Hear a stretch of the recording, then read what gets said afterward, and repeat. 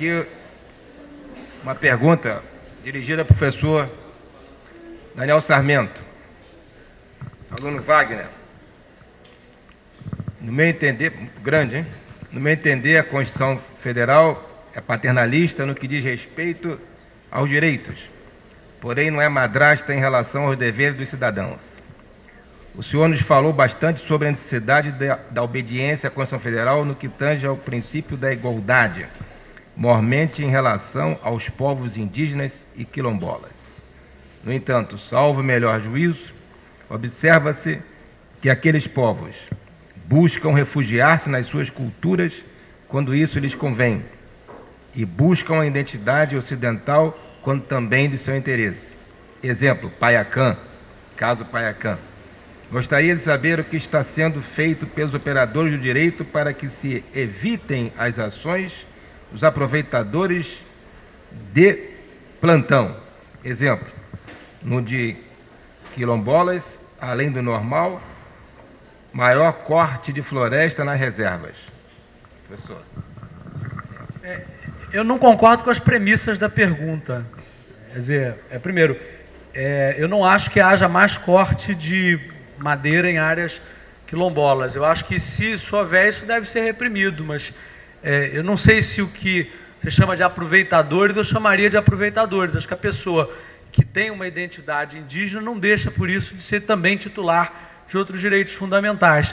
Eu concordo com uma fala do professor Lobão, de que ninguém tem uma única identidade. Quer dizer, tem uma frase do Amartya Sen, um livro recente sobre identidade: cada um de nós é habitado por muitas identidades. Eu não vejo por que, se o sujeito é indígena, ele não possa se beneficiar de outros direitos. Quer dizer, o indígena também tem liberdade de expressão, também tem os direitos universais.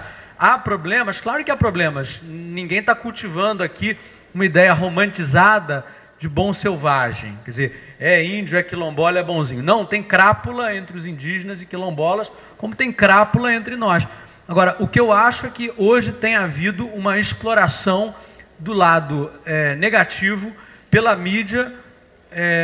Isso está contribuindo para formar um caldo cultural perigoso, porque as questões que dizem respeito a comunidades indígenas, quilombolas e outros povos tradicionais, quer dizer, quando a gente fala, eu concordo aqui, quando a gente fala de povos tradicionais, não são apenas quilombolas, não são apenas indígenas, há várias outras comunidades tradicionais. Isso começa a interferir com a estrutura econômica da sociedade, com a estrutura fundiária, e aí você tem uma grande mídia e interesses que fazem campanha. No Espírito Santo, por exemplo, hoje você tem uma empresa que é a Aracruz Celulose, que ela investe uma fortuna para fazer campanha contra indígena e quilombola.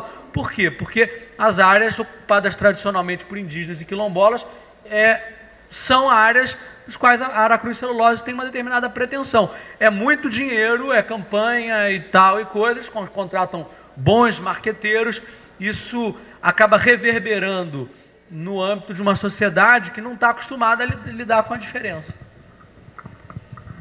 Professor Sarmento, também outra pergunta para Vossa Excelência. Como o senhor bem colocou, os indígenas possuem uma cultura própria. São organizados politicamente, evidentemente de acordo com sua cultura, e possuem um território, como o senhor observou, demarcado. Na sua opinião, é cabível o argumento de alguns que colocam a questão da soberania na possibilidade de determinados povos indígenas futuramente pleitearem sua independência, sua constituição, numa nação independente?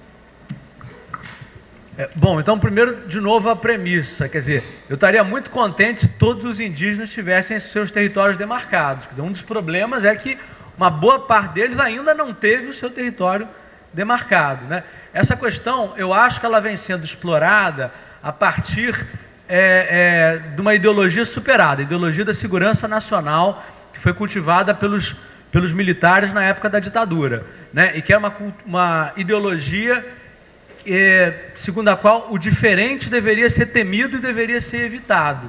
Não acho que a existência de territórios indígenas represente ameaça à soberania nacional, se a gente entender a soberania no sentido plural. Quer dizer, a soberania não pode ser a hegemonia de uma determinada visão de mundo. Quer dizer, o Brasil não é um melting pot, não é um caldeirão no qual as diferentes culturas, de alguma maneira, se derreteram e formaram um todo homogêneo. Essa é uma leitura autoritária sobre o que seja a cultura nacional. Não há uma cultura nacional, há múltiplas culturas nacionais.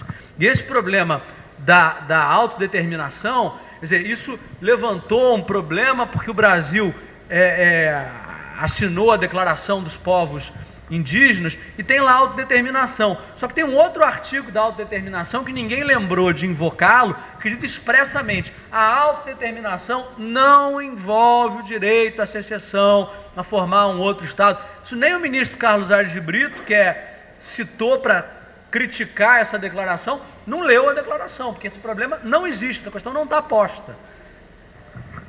Essa pergunta foi feita pelo aluno Marcelo Vinícius, parece que o nome dele é esse. Uma pergunta aqui não dirigida ao professor Daniel Sarmento, eu vou passar então para o professor Ronaldo Lobão, já que tem um tema aqui econômico, e, apesar de não se tratar de qualquer distinção entre a formação de um ou de outro, mas já que não está dirigida, vamos dar a palavra ao professor Lobão. No que diz respeito ao comércio das comunidades indígenas com estrangeiros, sobretudo europeus, norte-americanos e japoneses, que possuem uma construção social diferente da nossa latino-americana, seria legítimo o Estado brasileiro consentir em tais relações? Como o professor acha que o Estado deveria lidar com o tema? Aluno Pietro Malamed, parece. Professor Lobão, por favor. Bom, olha só, essas questões que estão ligadas a direito internacional, quer dizer, direito de patentes, comércio, né, quer dizer, internacional, de novo, nós temos que pensar em dois termos, né? Primeiro é aquilo que o professor Daniel Sarmento salientou muito bem, que, ou seja, isso é uma construção de uma determinada sociedade, a sociedade eurocêntrica, né, ou pelo menos norte-atlântica na imagem, mas se a gente voltar um pouquinho mais para trás, eurocêntrica. A Revolução Francesa, né, construiu um indivíduo que teria universal, Declaração Universal, a primeira Declaração Universal de Direitos Humanos é da Revolução Francesa, que teria três potências em relação ao antigo regime, né? Liberdade, direito de dispor de si mesmo, direito de ser proprietário e direito de contratar, né? Essas três características é exatamente o que faz a transição do antigo regime para o novo regime na sociedade francesa. Ou seja, o direito de contratar é um direito individual, desse indivíduo que emerge, né, após a Revolução Francesa. Bom, se nós estamos falando de grupos humanos, como nós, que não viveram ou que não vivem a tradição da Revolução Francesa, que não foram tocados, né, pelo direito de dispor de si mesmo, nós acabamos de ouvir aqui que grupos indígenas, ou o índio não pode dispor de si mesmo, ele não pode escolher ser índio, né, e vender madeira. Ou ele é índio e não vende madeira, ou ele não pode dispor de si mesmo. Ele pode contratar. Nós vimos aqui que o título definitivo que toca a comunidade remanescente de Quilombo não é bem o sentido de propriedade, porque o título definitivo das comunidades de Quilombo são de terras da União. Eles não podem contratar. Eles não podem pegar um financiamento do Banco do Brasil para a produção rural, né, com base nos seus territórios, as terras que o Estado, os títulos que o Estado emitiu.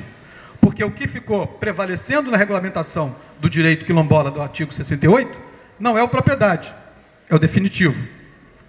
Então ele não pode ter o seu território penhorado, a sua propriedade penhorada.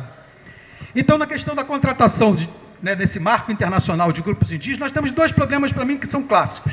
Primeiro é quem contrata. Se é uma sociedade holista, se é uma sociedade que não tem o indivíduo ainda dentro de si, quem é que assina o contrato que vai valer para o grupo? O cacique, o xamã, o pajé, os nomes que a gente mais ou menos sabe que tem na tribo indígena, cacique, xamã e pajé, tudo bem. É eles que vão assinar ou são todos? Teve um caso da Aracruz, intermediado pelo Ministério Público no Espírito Santo, que foi paradigmático dessa possibilidade de contratação nessas relações interétnicas. A Aracruz, intermediado pelo Ministério Público, queria fazer um contrato para uso de terras por conta do eucalipto por 20 anos. E o grupo indígena, como 20 anos? Eu não posso assinar um contrato por 20 anos, porque eu não sei quem vai ser cacique daqui a 3 anos. E eu não vou assinar alguma coisa que vai subordinar um outro cacique que pode não concordar. Com 20 anos já terão outros adultos indígenas que eu não sei se eles vão concordar ou não com esse contrato. Então, quer assinar por 3 anos, eu garanto. Por 20 não tem como assinar. Ou seja, o prazo de um contrato, quem assina um contrato, o conteúdo do contrato, a noção de contrato, não existe. Então o problema não é só ser internacional. O problema é a noção de contrato é claramente colocada como uma obrigação individual. E estes grupos, ou pelo menos em grande parte desses grupos, ou esses grupos não vivem necessariamente, podem até viver, a noção do indivíduo. Vivem muito mais a noção do coletivo. E como é que você assina, ou como é que você, digamos, arbitra, pune o não cumprimento coletivo de um contrato?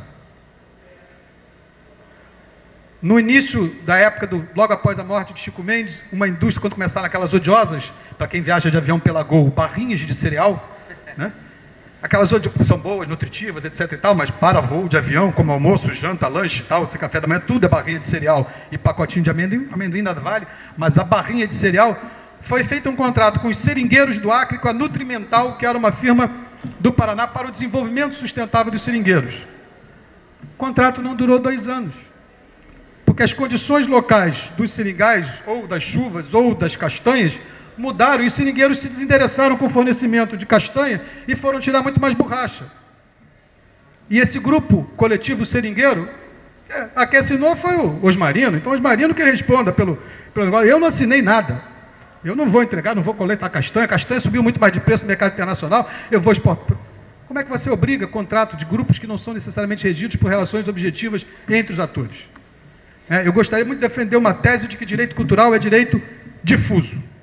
Acabar com essa tutela de que o meio ambiente é direito difuso, que subordina o direito cultural. E aí, quando entra esse conflito, o Daniel Sarmento falou, entre meio ambiente e coletividades, prevalece o meio ambiente que o meio ambiente difuso. Gente, no meio, na leitura da Constituição, o direito cultural é o direito difuso, porque é interesse da sociedade nacional pelos dispositivos. Mas ele é eminentemente coletivo, não foi individualizado. Pergunta dirigida ao professor Daniel Sarmento pela aluna Paula Faria Freitas. Gostaria de saber mais sobre esta proposta de um diálogo intercultural. O senhor acha que realmente é viável? Será que não é utópico pensar em um consenso entre pessoas de culturas tão diferentes, quando é possível observar que é inerente ao homem querer sobrepor a sua cultura na medida em que não consegue se desprender de seus valores culturais? Não, alguma coisa de utópico existe, mas eu acho que o bom direito se alimenta das utopias. Eu acho que é uma necessidade, porque na medida em que nós reconhecemos que existem direitos universais, seria muito ilegítimo se o universal fosse em posição ao outro apenas daquilo que nós reconhecemos como legítimo. Então eu vejo como alternativa não ter direitos, e aí cada cultura viver fechada sobre si mesma. Eu não acho que essa seja uma boa alternativa, né? Então acho que a gente deve buscar a construção de modelos de direitos num diálogo intercultural. Eu acho que existem exemplos ricos disso. Eu dou um exemplo que eu tomei conhecimento dele há pouco tempo atrás, que eu achei muito interessante, um dos melhores, é o país que eu hoje mais admiro o direito constitucional dele, é a África do Sul. Tem um tribunal constitucional incrível, uma jurisprudência muito bacana e tal. E eles reconheceram um princípio de hermenêutica constitucional chamado princípio do Ubuntu. Ubuntu é uma ideia de direito indígena que dá uma dimensão coletivista e solidária aos direitos. Um pouco para temperar uma visão possivelmente egocêntrica de um direito como algo que eu reclamo para mim. Pois o Ubuntu, a Corte Constitucional da África do Sul, não aplica hoje para as questões indígenas. Ela aprendeu com o Ubuntu e usa o Ubuntu para temperar discussões de direito que não são indígenas. Quer dizer, é o aprendizado recíproco mesmo em matéria de hermenêutica constitucional. Eu acho que existem possibilidades abertas, mas aí eu acho que tem que haver uma abertura para o outro, né? É o que eu chamei aqui de uma hermenêutica empática em relação à alteridade. Quer dizer, isso é mais do que uma imparcialidade, um tentar se afastar das nossas pré-compreensões. Agora, é lógico que, como seres enraizados que somos, ninguém consegue se afastar completamente das suas tradições e das suas pré-compreensões. Agora, um esforço de tentar dialogar com o outro, eu acho que o mundo evolui daí, é tentativa de diálogo. Então, minha dúvida é basicamente esta. Quando se trata de adquirir propriedade, o índio pode alegar, sob a égide do estabelecido pela Carta Federal, ser cidadão e por isso ter direito à propriedade? Mas quando se trata de sanção por qualquer cometimento de atos ilegais, ele pode alegar ser inimputável, segundo o Estatuto, entenda-se de 73? Como vem sendo resolvido esse impasse? Eu acho que aí fazer uma releitura de alguns conceitos até penais. Acho que a lógica não é o imputável e inimputável. Então, quer dizer, não sei se alguém aqui assistiu a sessão de julgamento de Raposa Serra do Sol, que foi uma índia fazer sustentação oral. Quer dizer, uma advogada formada a fazer sustentação oral. Vamos imaginar que ela vive numa comunidade que, nessa comunidade, é uma prática cultural a poligamia. Ela comete um crime? Ser polígama? A questão não é saber da imputabilidade, é o direito à diferença. Muitas vezes a norma penal não vai ser aplicada, não é porque você é imputável ou é inimputável, mas porque você tem o direito fundamental de não se submeter a uma norma cuja imposição é uma violência em relação à sua forma de ver o mundo, a forma da sua cultura de ver o mundo. Então, a questão não é de imputabilidade ou inimputabilidade. Essa questão foi muito maltratada pelos penalistas e pelos civilistas. O problema não é esse, ele tem que ser lido a partir de uma outra lente. Agora, é claro que pode haver um problema de saber o que se aplica, o que não se aplica, né? De fato, eu acho que é necessário elaborar uma norma para disciplinar isso, quer dizer, ficar muito aqui na discussão dos princípios, acho que pode gerar uma insegurança jurídica, e você tem estatuto indígena em discussão no Congresso há décadas, só que não se consegue aprovar. O Estatuto do Índio, uma ou outra coisa você consegue utilizar, porque senão fica um clima de anomia, né? Agora, a filosofia do Estatuto do Índio é incompatível com a filosofia constitucional, de respeito à diferença, de respeito à identidade, né? Então, dizer a priori de que o índio ele só é capaz se ele tiver integrado, conceito de integração, eu acho que isso é inconstitucional. Você pode ter uma pessoa que tenha doutorado e que resolva viver de acordo com seus valores, com seus costumes, com as suas tradições. E não é por causa disso, é integrado, não é integrado, não é essa a questão. Quer dizer, a perspectiva é completamente diferente.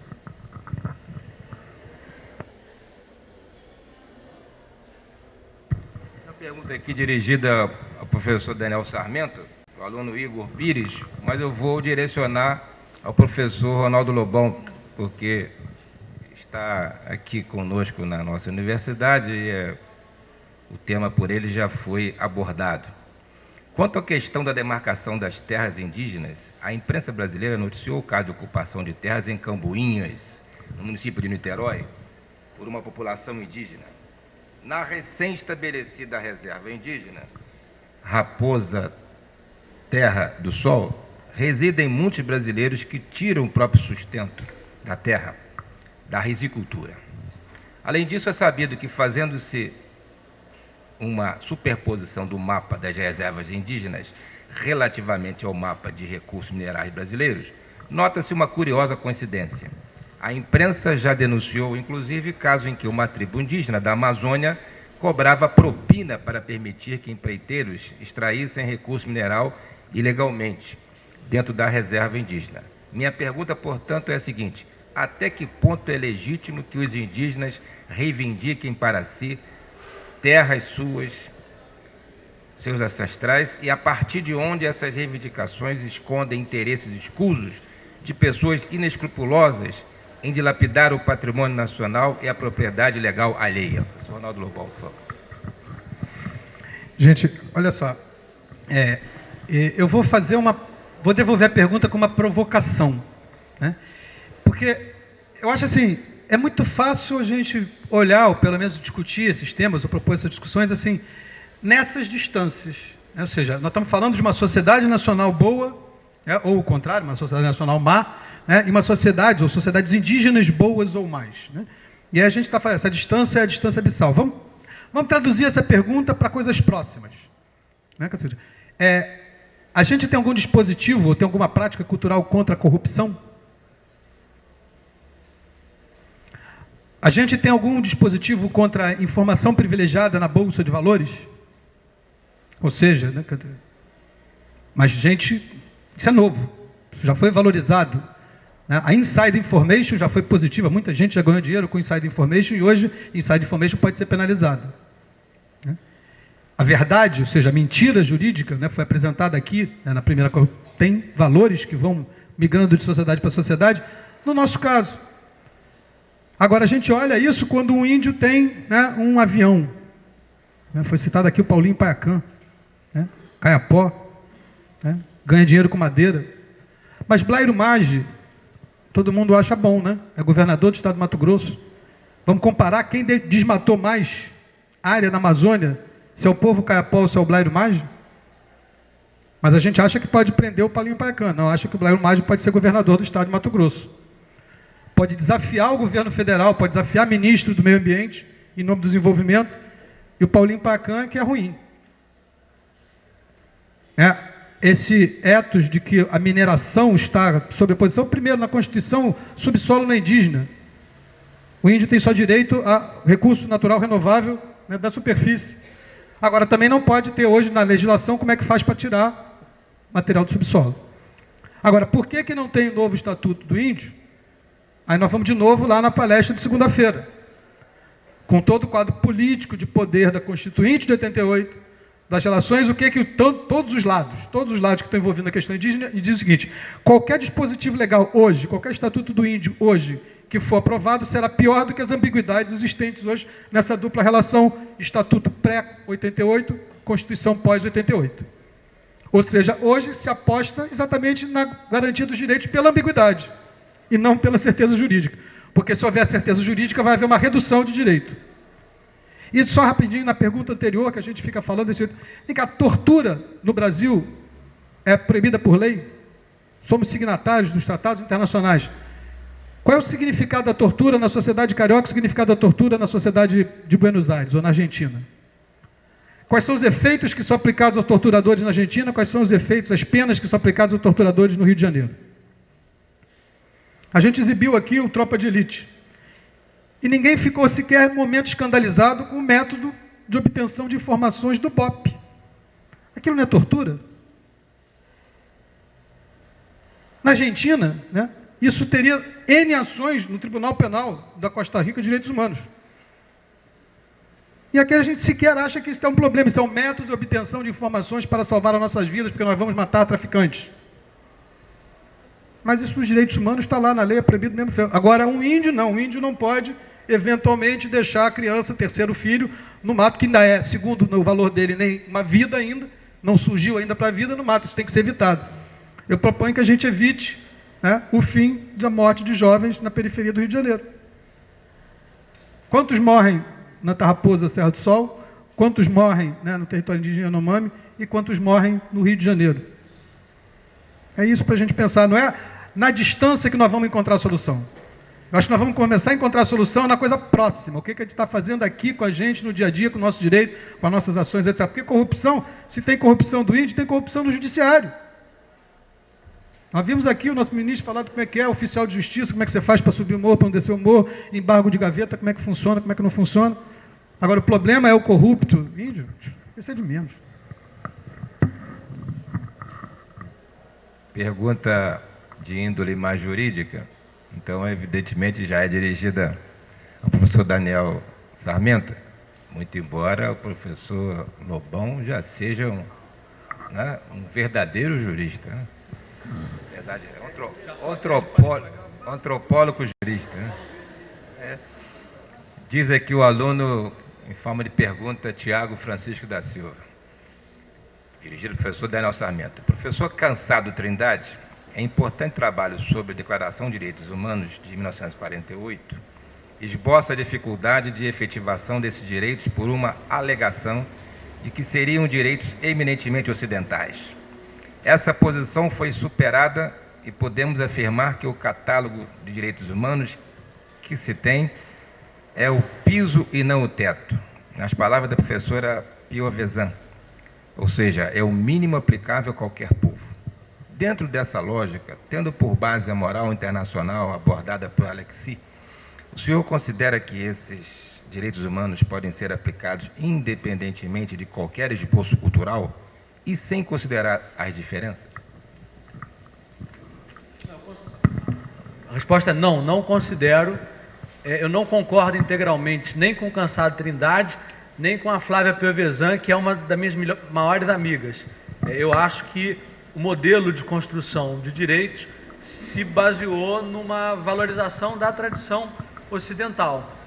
Hoje, os documentos de direitos já falam de um direito à cultura, mas a construção do modelo de direitos, sem nenhuma dúvida, tende a privilegiar traços que são tipicamente ocidentais, de individualismo, né? E a minha resposta é não. Eu acho que se a gente impõe direitos abstraindo das diferenças culturais, a gente pratica uma violação até de direitos mesmo, que são de direitos à diferença, de direitos de viver de acordo com a sua própria cultura.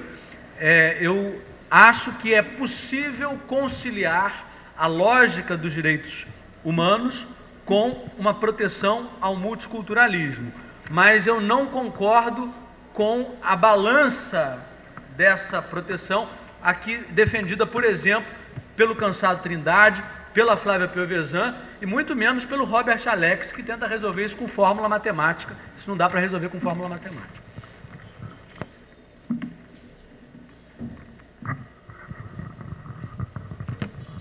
Pergunta também aqui, dirigida ao professor Daniel Sarmento, pela aluna Ana Carolina Pereira. Fábio Conder Comparato afirma, na afirmação História dos Direitos Humanos, definiu o mínimo comum que traduz o conceito universal de dignidade da pessoa humana. Isto posto, propõe uma questão com fundo talvez mais formal do que o exposto na palestra. Qual seria a legitimidade do judiciário brasileiro de julgar e tutelar questões de minorias culturais, a exemplo dos indígenas, se no processo legislativo estes interesses não foram contemplados de forma satisfatória? Em outras palavras, como a cultura hegemônica pode impor sua jurisdição a outra cultura dentro do mesmo território, se por mais que se busque olhar com os olhos do outro, usam-se os mesmos instrumentos jurídicos? Bom, tem uma série de questões aqui bem diferentes, distintas entre si dentro dessa pergunta. Quer dizer, primeiro, eu acho que o fato de se tratar de uma minoria dá mais legitimidade ao judiciário na sua ação contra a majoritária. Quando se discute jurisdição constitucional, há um argumento contra a jurisdição constitucional, que é: o juiz não é eleito, né? As normas constitucionais são vagas, e ao interpretar essas normas, ele muitas vezes impõe os seus valores em detrimento daqueles adotados pelo povo. Agora, mesmo os autores ditos procedimentalistas, quer dizer, aqueles que não dão tanto espaço para a jurisdição constitucional, reconhecem que uma dimensão em que ela estaria legitimada é exatamente a proteção daquelas minorias que são subrepresentadas no espaço político. Então aqui o fato de ser minoria não tira legitimidade, mas talvez dê mais legitimidade. Agora, aí uma outra questão é como vai exercer. Está em voga no Brasil, e aqui no Rio de Janeiro tem alguma penetração, uma teoria que é defendida, por exemplo, pelo Lênio Streck, que constrói a partir da virada hermenêutica o papel do judiciário e fala em pré-compreensão, etc. e tal. E eu acho que é exatamente o contrário disso. Quer dizer, eu acho que a gente tem que tentar, pelo menos, na hermenêutica constitucional, quando se lida com a diferença, fazer uma filtragem das nossas pré-compreensões. Porque muitas vezes a gente vai dizer o outro é ruim apenas porque o outro é o outro. Mas se a gente parar para refletir, não necessariamente é assim. Então, eu acho que, eu não sei se vocês estão familiarizados com esse debate, mas a matriz comunitarista para lidar em matéria de jurisdição constitucional com minorias é a pior possível. Porque aí você vai julgar o outro com uma lógica que, de alguma maneira, absolutiza os valores da tradição em que você está enraizado. Eu acho que não é isso, né? A proposta minha, eu repito, é de uma hermenêutica empática em relação à alteridade, que olhe não para aceitar acriticamente tudo que vem do outro a partir de uma perspectiva de um relativismo cultural absoluto, mas que tente, pelo menos, se colocar na posição do outro e entender o outro. Será que o judiciário brasileiro está habilitado para isso? Infelizmente, não. Mas a gente não pode dizer, então não está habilitado, ninguém vai fazer. É preciso que alguém faça. O nosso design institucional deu ao judiciário a possibilidade de adjudicar direitos. As questões podem, eventualmente, chegar ao Poder Judiciário. Mas acho que um dos caminhos importantes, um tema que eu não mencionei, que foi bem abordado pelo professor Ronaldo, é o reconhecimento de alguma margem de um pluralismo jurídico no Brasil. Eu vou tentar ler o questionamento feito aqui pelo aluno do segundo período, não é? Davi, se houver algum problema, a gente consulta ele. Professor Daniel, achei muito interessante a sua explicação sobre o tema da tutela das populações minoritárias. Realmente, as populações minoritárias têm sido privadas de seus direitos ao longo dos séculos. A Constituição da República tem um papel relevante e inovador na tutela dos direitos da minoria. No entanto, me parece que a recente questão da proliferação do número de quilombolas nos últimos anos ocorre de forma artificial e muitas vezes oportunista. Me parece que essas populações minoritárias realmente sempre existiram, só que não há um controle realmente eficaz para distinguir os verdadeiros sujeitos de direito de eventuais oportunistas que queiram se valer dessa alguma coisa aqui não identificável de proteção dos direitos da minoria para o próprio benefício. Há realmente um controle eficaz? Questionamento. E continua, Daniel. Sobre o tratamento dos índios. Segundo a Constituição da República, o índio deixou de ser inimputável, mas continua sendo hipossuficiente. Eu indago se esse tratamento ao índio não seria algo equivocado, uma vez que os índios hoje em dia cometem vários crimes, sendo muitos deles intencionais. Por já saberem previamente que não sofrerão penas duras, justamente por serem considerados hipossuficientes, tomar como exemplo a questão dos índios que atacaram o funcionário de uma empresa que foi visitar a aldeia com um facão. Daniel, eu penso que ao tempo em que esse questionamento foi feito, você ainda não havia respondido a outras questões.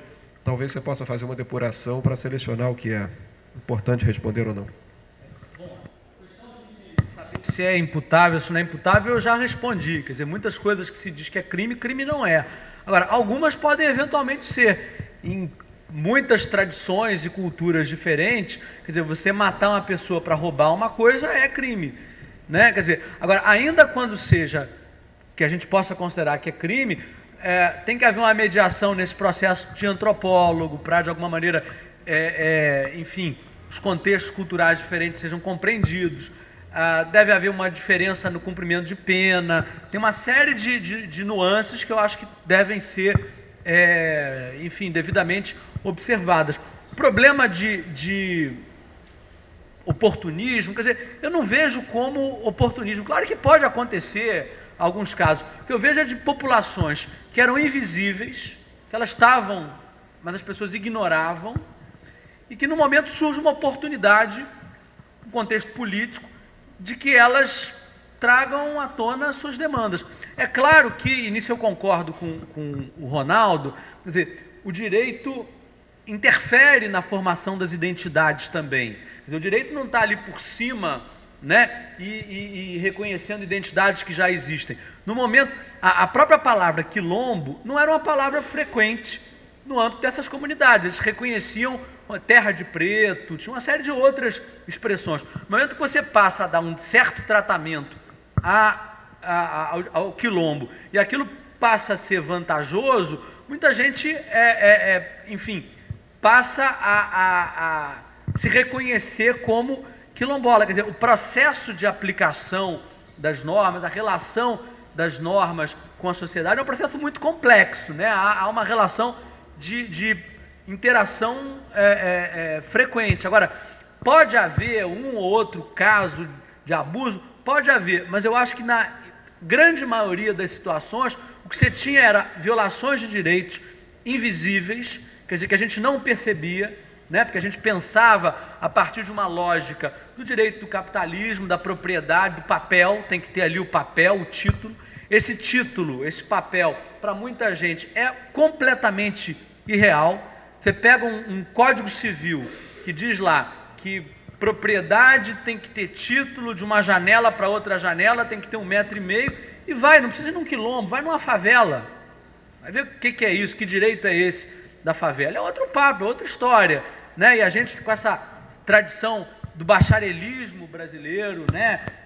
Que é fruto aí da nossa cultura, que se abeberou na tradição beletrista coimbrã, né? Que a gente acha que direito é falar empolado, é falar bonito, é pegar aqueles textos. A gente ignorava isso. Quer dizer, hoje começam a aparecer algumas frestas e esses direitos começam a emergir. É natural que eles emerjam com uma rapidez muito grande, porque isso tudo estava reprimido. Então eu não vejo, eu acho que há um certo sensacionalismo da mídia alimentado por interesses econômicos que estão sendo contrariados com essa reivindicação de direitos. Considerar agora preclusa temporalmente a disponibilidade para as perguntas, porque senão não vão sair daqui muito tarde, né? Então, 3 perguntas ainda, então estão vedadas outras, tendo em vista que correu a preclusão temporal. Está escrevendo? Então ainda está no tempo ainda, mais um minuto. Já está escrito exatamente. O aluno Mário se dirige aos dois. Vou dar a palavra ao professor Ronaldo Lobão. Como os senhores entendem que deva ser administrado o reconhecimento de terras indígenas, nos casos recentes, onde há uma presença também da sociedade não indígena? Por exemplo, o que ocorreu aqui em Niterói, em Camboinhas, onde houve conflito entre índios e não índios pela demarcação de terras. Bom, eu vou só, antes de responder a pergunta sobre Camboinhas, falar 2 coisinhas rápidas nas perguntas anteriores. Primeiro, assim, que existem vários índios presos. Ou seja, não existe que não tem índio preso. Inclusive, quem quiser isso, vai no site da ABA, Associação Brasileira de Antropologia, e tem todo um estudo feito das cotativas e as condições, né, acompanhamento pelo Ministério Público, sem acompanhamento, e das várias situações, ou seja, não há essa inimputabilidade pós-88. Tem índio preso, porque matou, porque roubou, etc. e tal. É só ver que tem uma série de complicações que está com relação a isso. Agora, de novo, sempre a minha provocação para trazer para perto. A gente vai para longe. Consumidor. Hoje a gente vai numa loja, compra um tênis, chega em casa, vai fazer amarrar o cadastro, o ilhós solta na mão, né? A gente vai para a loja de volta e recebe o tênis igual, novinho, pode ter usado, pode não ter. Ou seja, os nossos direitos do consumidor existem plenamente. Tá certo? Há 10 anos atrás era assim? Pena que vocês não sejam consumidores tão contumazes há 10 anos atrás, mas acreditem, não eram. Você ia chegar na loja, você ia dizer que o lojista ia dizer, não, foi você que usou mal o tênis, você que puxou com força demais, foi seu cachorro que mordeu, que eu não quero nem saber. Você só falta dizer, põe esse daqui para fora, que você está atrapalhando o meu próximo cliente, eu vou perder o meu cliente aqui na roda, etc. e tal. Ou seja, direito do consumidor zero. Então surgiu um fato novo, um direito novo que a gente usou, é um direito difuso, conforme eu falei. E do outro lado, nós temos uma coisa que já surgiu, por exemplo, a indústria do dano moral, não é isso? Ou seja, no apagão aéreo, né, porque todo mundo, etc. e tal. E nós não somos oportunistas também, esse novo direito que foi colocado, não. Nós estamos aprendendo a usar esse instituto do direito, né, do estatuto, do dano moral, né, do direito do consumidor. Quer dizer, Conheço um casal amigo que simplesmente a Ampla cortou a luz porque o Banco do Brasil, né, não havia pago, etc. e tal. Eles acharam que tinham ficado ricos, né, porque iam entrar com uma ação ou contra a Ampla, como porque um casal de velhinhos sem luz, cortada arbitrariamente, etc. Estavam prontos para entrar com uma ação de dano moral. Isso não é problema na nossa sociedade, né, mas é problema na sociedade indígena. Com relação a Camboinhas, né, eu juro que eu não vou falar nada. Eu só vou dizer o seguinte. Primeiro, quer dizer, Camboinhas não é necessariamente um conflito, digamos, de um grupo indígena que instalou uma aldeia numa propriedade particular. Não é. Quer dizer, não tem nada lá que possa dizer que não tem e tal. Os argumentos que são usados por todas as partes do conflito em Camboinhas, eu acho que tem argumentos interessantes, tem questão de proteção ambiental por conta da especulação imobiliária, mas ao mesmo tempo tem dano ambiental porque eles foram fazer aldeia em cima da Restinga, porque eles não são, nem nunca foram, né, locais, né, ou seja, guaranis não chegaram nessa hora, porque se fossem guaranis que chegassem essa hora por aqui na época dos tamoios, eles seriam alimento do tamoio. Então, ou seja, né, nós temos vários problemas com relação à questão de Camboinhas, mas quando passar tudo, quando o Estado, o Ministério Público, o FUNAI, resolverem o que vai acontecer com eles, um dia escreverei um livro. Tenho certeza que, enquanto antropólogo, vai ser o livro da minha vida falar sobre Camboinhas, mas se eu falar agora, eu perco até o título de antropólogo. Teoricamente, ninguém pode dizer quem é índio, quem não é índio, quem é quilombola, quem não é quilombola, etc. e tal. O procedimento, digamos, judicial, hoje eu diria nem judicial, mas seria procedimento administrativo por parte do Estado, com relação ao reconhecimento, é em relação ao território. Então, se um determinado grupo se diz, eu sou quilombola, né, o que o Estado deve fazer? Muito bem, prazer, sua quilombola. Esse aqui é o meu território tradicional. Esse aqui é o território que eu ocupo. Bom, então, muito bem, sua quilombola. Eu vou aqui estabelecer um procedimento, inclusive foi aprovado semana passada, semana retrasada, um novo procedimento, mas é muito semelhante ao procedimento indígena. Então, eu vou tomar uma série de procedimentos para verificar se esse território que o senhor reivindica enquanto seu, em nome da sua comunidade, em nome da sua coletividade, se é realmente o seu território tradicionalmente ocupado. Ou seja, o que o Estado tem que fazer para proteger a sociedade, não só a sociedade nacional, sociedade envolvente, mas essa sociedade local, é verificar se realmente o pleito daquela coletividade que assumiu uma identidade coletiva, né, é justo ou não justo. Eu não vou nunca dizer se ele é quilombola ou se ele não é quilombola, se ele é índio ou se ele não é índio.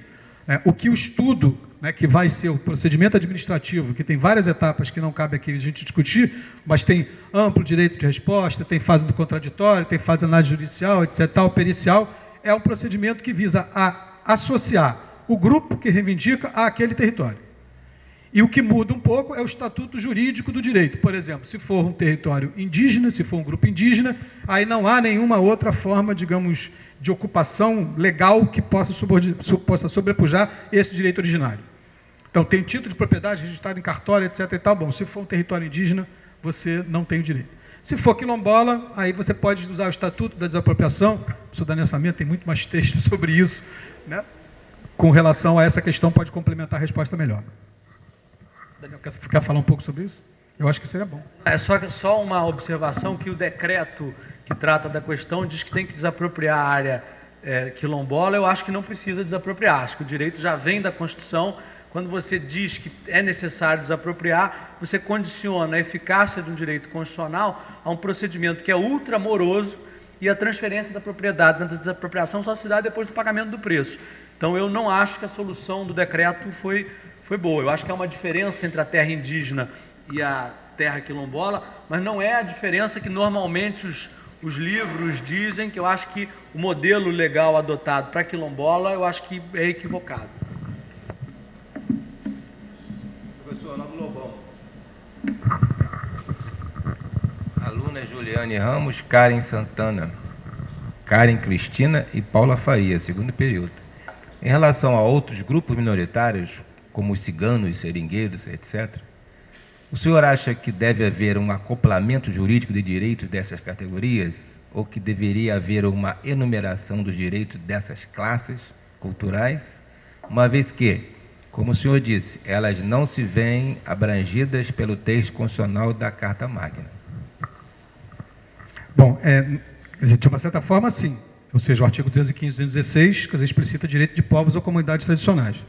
Mas é fato de que elas não têm explicitamente, né, dito como quilombola e índio.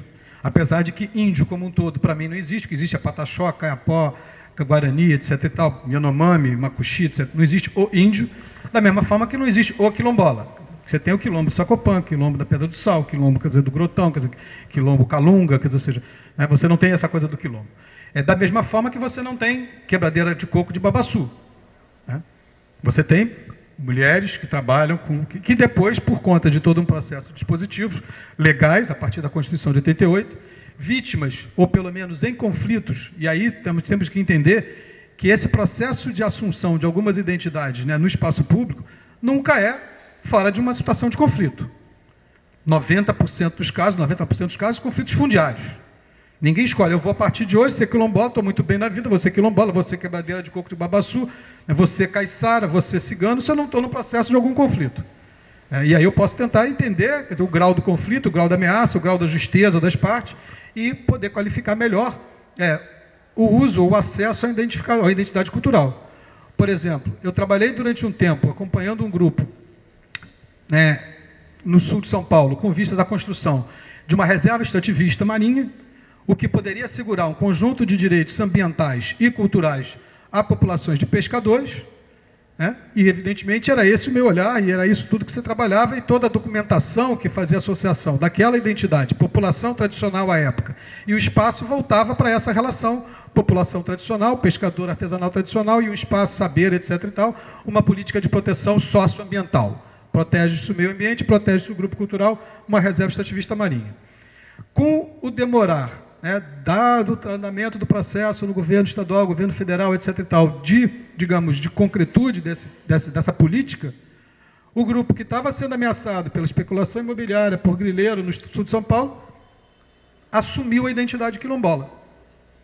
E a partir desse lugar da identidade quilombola, eles conseguiram resistir, conservar os 13 hectares em terra que ainda ocupavam, e posteriormente a área de manguezal e de mar foi decretada como uma reserva extrativista marinha.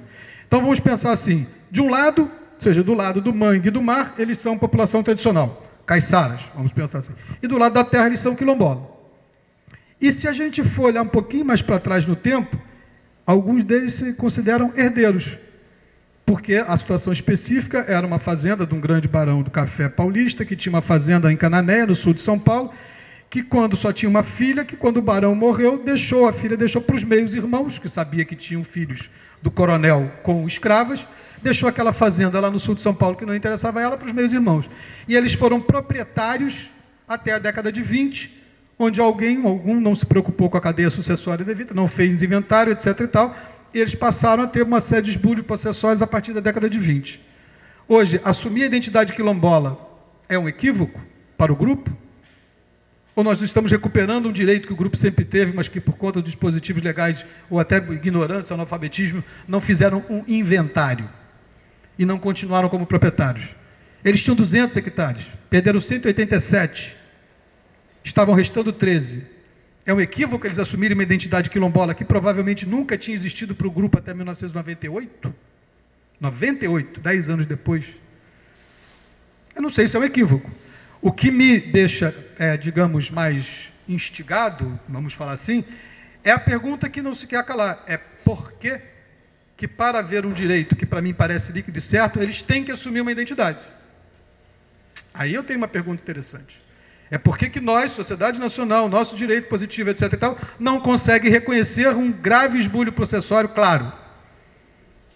E simplesmente voltar a terra a quem tinha direito à terra enquanto proprietário, enquanto dono da terra, enquanto indivíduo que pode dispor livremente do seu patrimônio, e não um indivíduo tutelado. Aí nós temos uma outra discussão que vai para muito mais além dessa. Mas o fato dele reivindicar uma identidade, da mesma forma que o pescador artesanal que está na beira da praia, em Itaipu, vendo a especulação imobiliária crescer, vendo a possibilidade dele cada vez menos continuar reproduzindo seu modo de vida, não reivindicar uma identidade caiçara para poder, ao abrigo da Constituição, menos que tênue, continuar tendo seu direito de continuar pescando na beira da praia de Itaipu, porque senão aquilo ali vai virar um resort? Acho que nós temos que pensar se esse é o problema. E hoje, então, se o instrumento que esses grupos têm é a reivindicação, é a via identitária, é a via da diferença cultural, eu acho que eles estão certos em adotar a via da diferença cultural e nós estamos errados na nossa construção legal, de não permitirmos que ele tenha uma outra alternativa que não seja a via da construção da diferença cultural. Mas que é isso que acontece. Uma senhora, no evento desse de construção dessa definição de população tradicional, uma facilitadora do grupo, daquelas coisas que acontecem com ONGs e tudo mais, digam quem são vocês, quais são as identidades de vocês, fale quem vocês são. Aí se levantou uma senhora, levantou assim, negra, disse: minha filha, não estou entendendo muito isso aqui não. Por exemplo, eu sou mulher, sou negra, sou quilombola, sou quebradeira de coco de babaçu. Eu estou naquilo que a nossa ministra Marina Silva da manhã disse, eu estou na transversalidade identitária. Por que a senhora quer que eu me defina como que tipo de população tradicional? Eu tive a vontade, naquele momento, de vontade de sair, bom, tradicional sou eu, que nem consegui entender o que é transversalidade identitária. Agora, se aquela senhora já tem clareza de que ela está na transversalidade identitária, a pós-moderna é ela, eu que sou tradicional. Ela está na ultramodernidade, ela está lá com Harvey debaixo do braço, a condição pós-moderna é ela. Né? Eu sou tradicional, eu sou só antropólogo.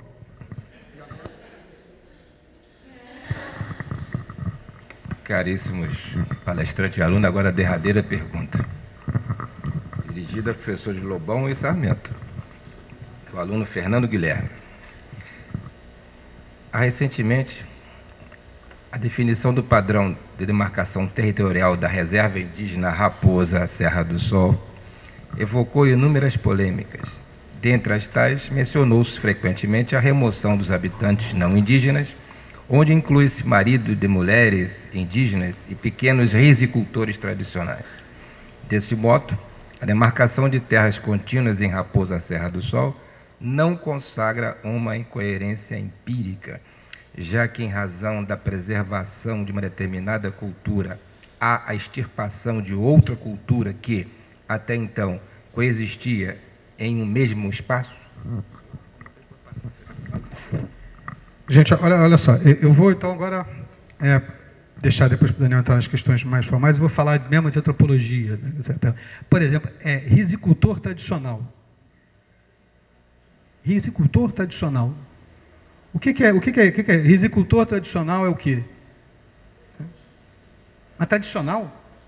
Ele se dá em algum lugar específico?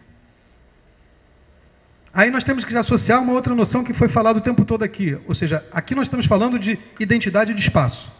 Nós estamos falando de disputa de terra, de território, né, de espaço aonde uma determinada cultura pode ser reproduzida. Nós não estamos falando de um espaço indistinto. Todas essas questões que nós estamos trabalhando aqui, nós falamos de quilombola, de índios, de populações tradicionais, com exceção de ciganos, né? E assim mesmo ciganos falam da sua possibilidade de circular livremente pelo espaço sem, por exemplo, carteira de identidade, né? Mas de qualquer forma há um território, há um ciclo cigano. Nós estamos falando de espaço e identidade. E aí nós temos que colocar um conceito que eu acho fundamental, que respondendo um pouco também junto à pergunta anterior, por exemplo, o que me informa, como antropólogo, o meu olhar sobre uma comunidade, uma população tradicional, eu poderia pensar em 3 elementos, que não necessariamente estão na lei, mas estão na minha formação. O primeiro é o exercício dessa diferença cultural, ou seja, o que é diferente no entorno. Por exemplo, quando eu subo o Morro das Andorinhas aqui em Niterói, chego lá em cima, entre Itacoatiara e Itaipu, e encontro um sistema de uso do solo, que é diferente do lote, casa, né, e de uma forma, quer dizer, claramente de ocupar o espaço, que não é ocupar o espaço da forma do lote, como a urbanidade costuma fazer, eu encontro primeiro uma diferença de ocupação do espaço. Eu digo, opa, então aqui eu tenho um elemento interessante de trabalhar a diferença cultural e o enquadramento no direito especial desse grupo. O segundo é o que eu poderia chamar de um saber local, ou um saber tradicional. Prefiro o saber local. Ou seja, existem enunciados específicos, empíricos ou menos empíricos, mais científicos, sobre o lugar. As pessoas conseguem explicar o que acontece no espaço em que vivem. Elas têm saberes específicos em relação a esse espaço, sabem como é que as plantas funcionam, onde é que é o lugar melhor para plantar, de onde é que vem água. Pode não ser nem científico, mas elas enunciam um sistema de informações sobre determinado lugar, que para elas orienta as ações dela no mundo. Então eu encontrei um saber local, com isso me dá um segundo indicativo de que eu estou perto de pensar na possibilidade de atribuir, ou pelo menos de recomendar a atribuição de direitos territoriais específicos a grupos culturais diferenciados. E o terceiro é o que eu chamo de topofilia. né, que isso vem do geógrafo sino-norte-americano Yi Fu-Tuan, que é uma forma diferente de se relacionar com o espaço, esse espaço, essa sala, que transforma esse espaço naquilo que se pode chamar de um lugar. E lugar, eu não transfiro, eu não levo para um outro lugar.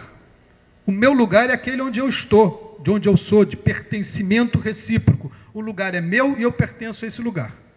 E essa relação de topofilia significa, por exemplo, que uma desapropriação, né, uma indenização, não compensa ou não produz a reprodução daquele grupo em nenhum outro lugar. E em alguns lugares pode provocar a morte física de alguns membros do grupo. Aí eu estou com o meu terceiro elemento, porque o risicultor tradicional de Roraima, ele pode plantar arroz em qualquer lugar, porque ele saiu do Rio Grande do Sul para Roraima, levado pelo Estado, levado pelo processo de desenvolvimento, o Polo Noroeste, Fronteira Nordeste, Calha Norte, isso é do próprio governo. Ele não tinha nenhuma relação de topofilia com o Pampa gaúcho. Ele foi parar em Roraima. Bom, aí nós temos uma questão de indenização. Se o problema é a indenização, as benfeitorias, ou seja, ele vai ser indenizado. Ele não tem direito à terra. E aí, por uma questão de justiça social, não tem nenhum problema se o programa do governo que colocou-o em Roraima, o programa do governo coloque o Mato Grosso, já que Blair mais não tem nenhum problema em destruir Mato Grosso, que destrua. Mas então, se eu tenho uma cultura diferenciada em relação ao entorno, né, um saber local e uma topofilia, isso me orienta, enquanto antropólogo, a lutar junto com o grupo, e não para o grupo, nem pelo grupo, né, na defesa das suas posições de conflito. Se eu não encontro esses três elementos, o grupo também não vai me subordinar a lutar por ele, porque ele tem ou outra coisa. Então, tem uma brincadeira das preposições, que eu gosto muito de falar, que eu acho uma das minhas críticas, que eu tenho contra a ideia da sociedade civil organizada, ONGs, etc. e tal, é a ideia de fazer por. Ou seja, quer dizer, porque são hipossuficientes, porque não sabem, você fala por eles. Você os defende. Ou então a ideia de fazer para. Coitado, eles não sabem de nada, eles não sabem como plantar, eles não sabem como pescar, então eu vou fazer para eles, vou levar novas técnicas, vou levar o desenvolvimento sustentável, vou levar a conservação da biodiversidade para eles. Eu entendo que é muito mais razoável fazer as coisas com o outro. E com o outro também no sentido de que se Paulinho Paiacan quiser que eu defenda o direito dele continuar voando avião, eu digo, legal, Paulinho, eu acho que você tem direito, mas arranja outro, porque eu não vou defender você ficar dando de avião, tá certo? Legal, valeu. Bom, então, primeiro, eu acho que algumas premissas fáticas. Eu tive que ajudar o trabalho da Procuradoria em Raposa Serra do Sol e não existe risicultor tradicional. Aquela turma foi para lá, o processo de demarcação já estava avançado, não existe convívio pacífico, tem terroristas lá dentro que tentam matar, muitos índios foram assassinados lá dentro. Então, o contexto fático é totalmente diferente. Ali não é caso de indenização, tem bandido lá dentro. A turma lá, a maioria é bandida. O cara que comanda ali os risicultores é um bandido, né? O que tem eles conseguiram, de alguma maneira, pelo poder econômico, mobilizar índios, que alguns deles estavam em situação de penúria, pessoas que começaram a trabalhar nisso. E aí a solução, o Lobão disse, quer dizer, as pessoas não precisam ficar lá dentro. E eu digo o seguinte, o caso de Raposa Serra do Sol é um caso fácil, é um caso muito fácil. Está havendo essa polêmica toda, porque esse tema está chegando na mídia agora. E a reserva Yanomami é 7 vezes maior que a Raposa Serra do Sol. A Raposa Serra do Sol tem 1 milhão e não sei quantos, e a Yanomami tinha 10 milhões, né? 7 vezes, 5 vezes, sei lá, alguma coisa assim. A terra é enorme, a terra tem 7% do território de Roraima, não é tão grande assim, tem muitas reservas indígenas muito maiores do que essa. Que houve uma convergência, quer dizer, eu não sei se vocês notaram nos últimos tempos, a quantidade de reportagem da Veja contra a comunidade indígena e contra quilombo. Quer dizer, as causas das minorias, elas interessavam até um tempo atrás pessoas que nem o Ronaldo, que nem eu, quer dizer, era percentual mínimo de pessoas que era interessado nisso e as pessoas tinham direitos violados e continuavam invisíveis. Isso está ganhando um vulto, isso está mexendo com um grande capital e está havendo uma articulação contrária à reivindicação desses direitos. É basicamente isso. Agora, a situação empírica lá não é uma situação como há em outros lugares. Eu sei, por exemplo, de áreas que há superposição de quilombo com área indígena, isso pode haver, né? Às vezes a gente que não tem nenhuma identidade étnica diferente, mas gente de bem, pobre, que está ali há um tempão, que precisa da área. Mas acho que o contexto lá de Raposa Serra do Sol não é esse. Tem lá bandidos, gente que inclusive quando ia ter operação da Polícia Federal. Comprou explosivo para resistir à Polícia Federal, armamento de alto calibre. Então, o papo é diferente lá.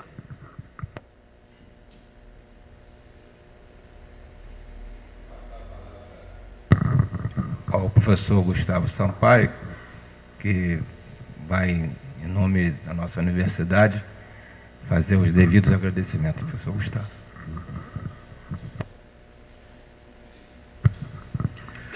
Bem, ontem mesmo à noite, quando falávamos do controle de constitucionalidade, eu me recordo de ter feito uma consideração ao final da minha exposição sobre a importância da natureza analítica do texto constitucional de 88 para rechaçar um pouco a crítica que se faz à efetividade do texto constitucional e à qualidade do texto constitucional ligada à sua extensão normativa. E aí dissemos, me parece que muitos concordaram, que a extensão normativa do texto constitucional brasileiro é uma decorrência lógica das necessidades da sociedade brasileira de superar seus traumas e elevar ao patamar mais importante, superior do ordenamento jurídico, aquilo que lhe parece fundamental. Impedir que o próprio poder constituído, legislativo, em alguns excessos, se volte contra essa superioridade hierárquica de alguns princípios, de algumas regras constitucionais. O objetivo não foi discutir apenas separação de poderes, federação, controle de constitucionalidade, direitos fundamentais e os temas tradicionais da disciplina do direito constitucional positivo, porque não é esse o traço característico da Constituição de 88. Portanto, fica aqui justificado o motivo pelo qual elegemos alguns temas isolados, que são os temas que efetivamente caracterizam a alma do texto constitucional de 88. Vejam, a proteção normativa dos interesses indígenas ganhou alguma extensão a maior no texto constitucional de 88, talvez não tanto quanto devesse. Isso foi muito pouco explorado. Daniel, eu agradeço muito sua participação, a sua vinda do Rio de Janeiro para cá. Essa conferência, como as demais conferências anteriores deste seminário, teve a participação massiva dos alunos, reflete o interesse profundo da discência dessa Faculdade de Direito por esses temas, que são temas da maior significação para o interesse nacional. E agradeço também, como coordenador, a vinda do professor Ronaldo Lobão, que, aliás, tem estado em todas as conferências deste seminário. Portanto, restituo a palavra ao professor Sérgio Túlio para encerramento dos trabalhos. Obrigado. Eu me sinto honrado também de encerrar essa cerimônia. Foi a oportunidade que o professor Gustavo Sampaio me deu para participar também, oriundo do Departamento de Direito Privado. Estou muito agradecido.